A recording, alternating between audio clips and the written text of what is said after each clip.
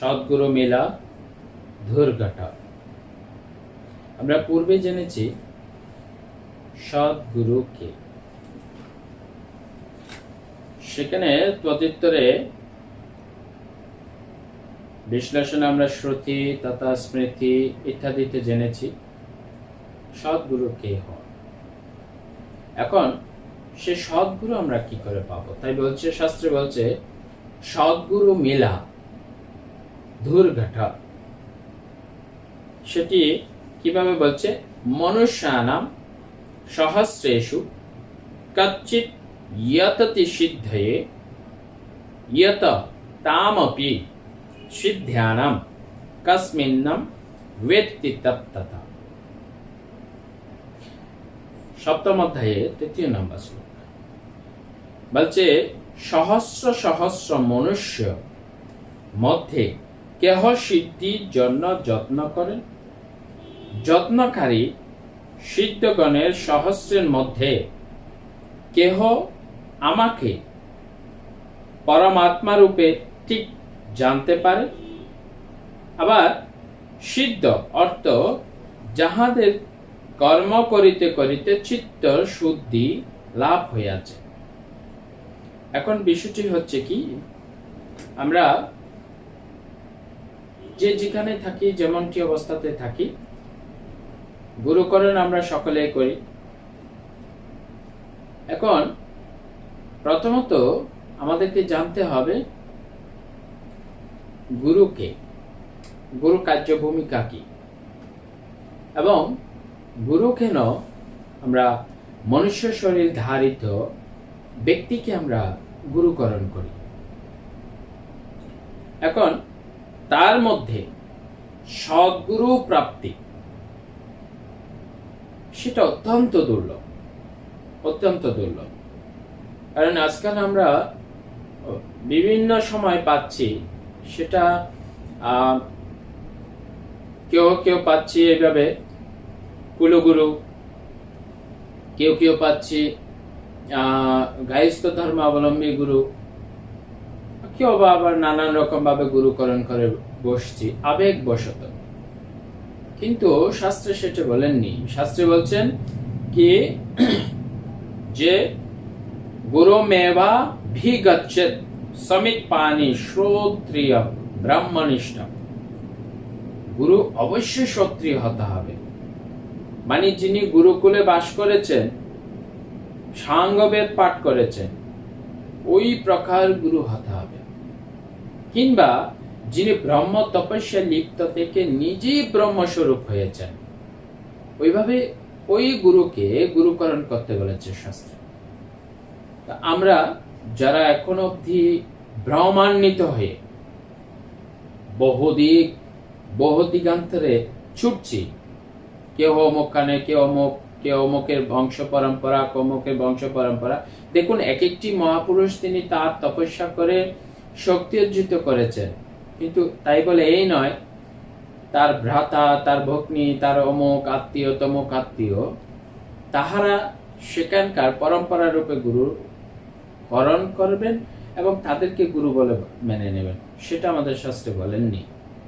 শাস্ত্রে কি বলেছেন সেটা আপনাদের অত্যন্ত জানা খুব প্রয়োজন। কেন? শাস্ত্রে বলেছেন গুরু মেভা ভিগচ্ছেদ, আমরা গুরুকরণ করব, সেটা কি রকম? সমিত পানি, অবশ্যই তাকে বেদ অধ্যয়নকারী হতে হবে, বেদজ্ঞ জ্ঞানী হতে হবে, উপনিষদ জ্ঞানী হতে হবে, এবং তিনি অবশ্যই গুরুকুলে বাস করা ব্যক্তি হওয়া চাই, নিষ্ঠ ব্রহ্মচর্য পালন করা, এবং সন্ন্যাসী যদি হয় অত্যাধিক উত্তম। যদি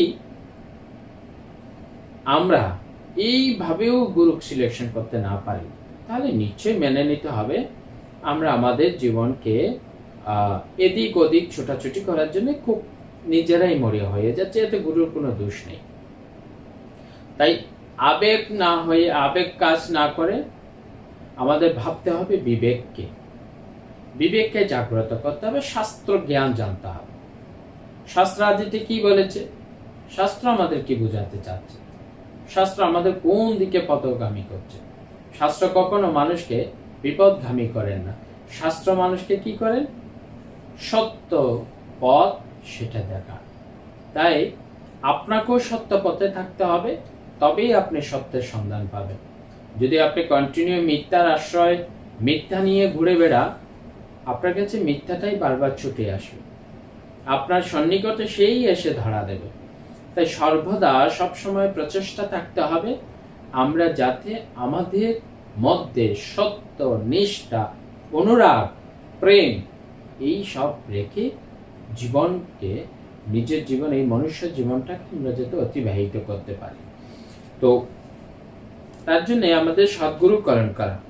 এখন সদ্গুরু মিলা দুর্ঘটনা কেন? কেন অত্যন্ত দুর্লভ? সেই জন্য শাস্ত্রে বলছেন কি, যে কেহ কেহ সহস্র সহস্র মানুষের মধ্যে অত্যাধিক যত্নবান হয়ে শাস্ত্রাদি বা তপস্যা করে তিনি আত্মসিদ্ধ লাভ করেন। কেহ আমাকে পরমাত্মা রূপে ঠিক জানিতে পারে। সিদ্ধ অর্থ যাহাদের কর্ম করিতে করিতে চিত্ত শুদ্ধি লাভ হইয়াছে। কর্ম করিতে করিতে ঈশ্বরীয় রূপ দর্শনাদির ধারা চিত্ত শুদ্ধি হইয়া থাকে এবং তখন সদ্গুরুর আশ্রয় লইলে আত্মদর্শন অতীব সুগম হয়। এখন দেখুন, আমরা অধিকাংশ সময় গুরুকরণ করে দীক্ষা নিতে হয় বলেনি, আমরা ম্যাক্সিমাম সময় করি কি, বিয়ে করলে পরে স্বামী স্ত্রী একসাথে দীক্ষা নিতে হয়, এরকম প্রথা আমাদের মধ্যে সমাজে খুব প্রচলন। তাই সবাই ছুটে যান, বিয়ে করলে পরে দীক্ষা নিতে হবে, গুরুর গৃহ নিতে হবে, সেই বিষয়ে যান, ছুটে যান দীক্ষা নিতে। এবার শাস্ত্রে বলছেন না, একজন ব্যক্তি মিনিমাম 5টি বছর যখন তার বয়স সত্যি সমাবদ্ধ হয়, তখন সে বালক ধীরে ধীরে তার মধ্যে বুদ্ধি, জ্ঞান, ভেদ বিচার সবকিছু তৈরি হয়। তখন তাকে যদি গুরুকরণ করা হয়, আমরা সাধারণত দেখি বর্তমান স্কুলে 5 থেকে 6 বছর না হলে সেখানে স্কুল ভর্তিই নিচ্ছে না। তাহলে বুঝে নিন, আগেরকার দিনেও আমাদের সেই ঋষিকুল বলুন, মহাপুরুষ শ্রেণীকুল বলুন, গুরুকুলে বলুন, সেখানেও একই প্রথা ছিল। সেই বিষয়গুলোকে বর্তমান স্কুল, কলেজ ইত্যাদি গুলাতে প্রবেশ করানো হয়েছে। এখন আমরা যদি ওই সময় অবস্থায় গুরুকরণ না করিয়ে বিবাহের পর, মানে জীবনের অর্ধেকটি বছর কাটিয়ে দেওয়ার পর, তখন আমরা স্বামী স্ত্রী গিয়ে কি করছে, অধিকাংশ ব্যক্তি দীক্ষা নিতে যাচ্ছে না। দীক্ষা এমন একটি জিনিস যেটি আমাকে শাস্ত্রের সঙ্গে গুরুকে মিলিয়ে সেভাবে নিতে হবে। কি? ব্রাহ্মনিষ্ঠা। এখন গুরু ঘরের আসার আগে কোন শিষ্য বাড়ি যাতে দেরি, কোমরে গামছা বাঁধতে দেরি করেন না, তিনি চুলায় গিয়ে রন্ধনশালায় ব্যস্ত থাকেন। এখন বিষয়টা হচ্ছে মজার ব্যাপার, একজন গুরু মানে যিনি পথ নির্দেশক, একজন গুরু মানে যিনি অন্ধকার থেকে আলোরময় পথে নিয়ে যান, তিনি কেন আমার চুলায় থাকেন? তিনি শিষ্যের সর্বদা মঙ্গল প্রার্থনা এবং কায়ে মনোবাক্যে কিভাবে ভগবানকে ভজনা করতে পারবেন সেই বিষয়ে জানাতে তিনি গুরু শিষ্যের গৃহে পদার্পণ করেন।